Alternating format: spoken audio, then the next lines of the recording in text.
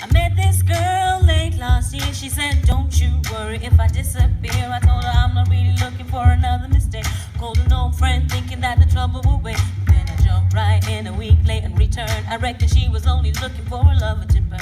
But I gave her my time for 2 or 3 nights, and I put it on until the moment was right. I went away for months until our paths crossed again.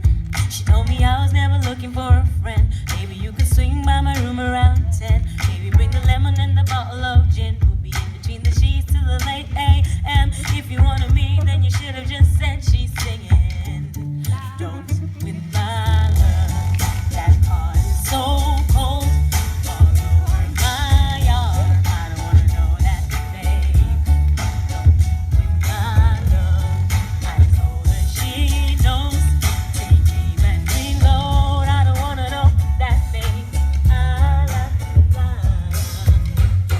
On my hotel door, I don't even know if she knows what for. She was crying on my shoulder. I already told you, trust and respect is what we do this for.